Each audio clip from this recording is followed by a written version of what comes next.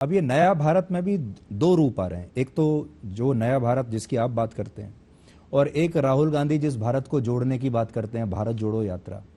राहुल गांधी और राहुल गांधी की ये जो विचारधारा है और भारत जोड़ने की जो बात हो रही है, इसका आकलन कैसे करते हैं आप?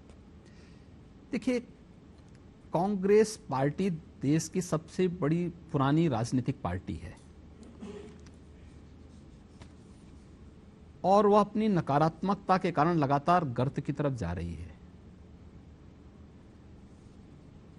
अगर कांग्रेस के नेता ही कांग्रेस के बारे में नहीं सोचना चाहते हैं तो देश और आम जनमानस क्यों सोचेगा?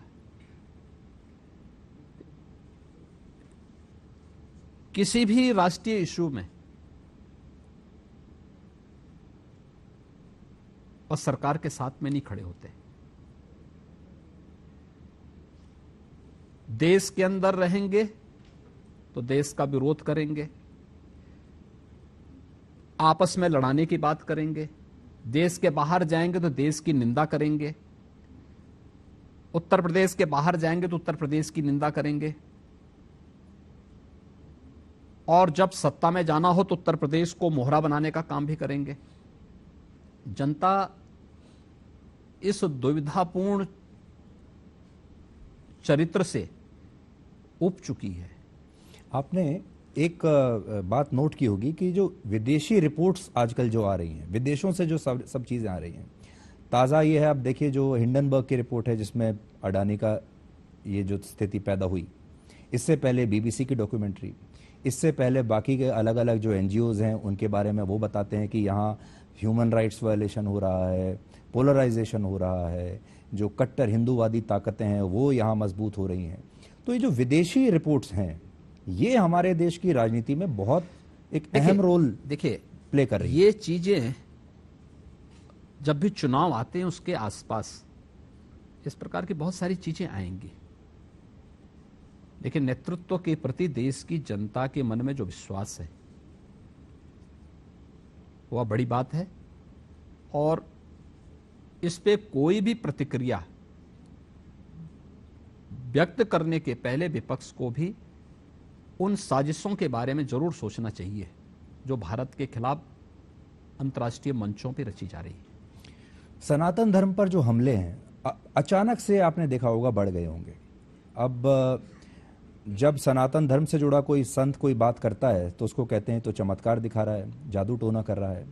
दूसरे धर्मों से जुड़े हुए जो लोग हैं जब वही वो काम करते हैं तो उसको वो बहुत रैशनल मानते हैं। मदर टेरेसा अगर कहे तो उसको वो बोलते हैं कि ये दैविक शक्ति है। लेकिन हमारा कोई संत अगर कोई चीज़ भविष्यवाणी कर दे तो कहते हैं कि ये जादू टोना कर रहा है। ये आपको क्या लगता है कि जानबूझकर इस समय ये हो रहा है ताकि? देखिए, यही दोहरा चरित्र तो उनको हमेशा कटघरे में भी खड़ा करता है, उन्हें अविश्वसनीय भी बनाता है। हमने अपनी बात किसी पे थोपी नहीं है, हमारे किसी संत ने किसी पे अपनी बात नहीं थोपी है। आपको अच्छा लगता आप देखिए, नहीं लगता मत देखिए। आपको जो पसंद आए वो करिए। अभिव्यक्ति की स्वतंत्रता में किसी को कोई बाधा नहीं, लेकिन उसके नाम पर आप पूरे देश को कोसिए मत। उसके नाम पर आप देश को गाली नहीं दे सकते। पूरे भारत को और भारत की आत्मा को पर कुठाराघात नहीं कर सकते। और मुझे लगता है इसकी छूट और इसकी इस प्रकार की उच्छृंखलता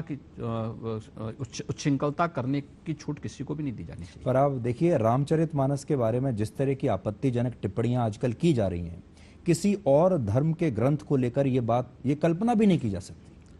देखिए, ये वे लोग हैं जिनका अपना कोई डेवलपमेंट का एजेंडा है ही नहीं। डेवलपमेंट के एजेंडे से ध्यान हटाने के लिए इस प्रकार के मुद्दों को उठाया जाता है जो समाज में वैमनस्यता पैदा कर सके, लेकिन वे कभी सफल नहीं होंगे क्योंकि उनकी असलियत समाज समझ चुका है।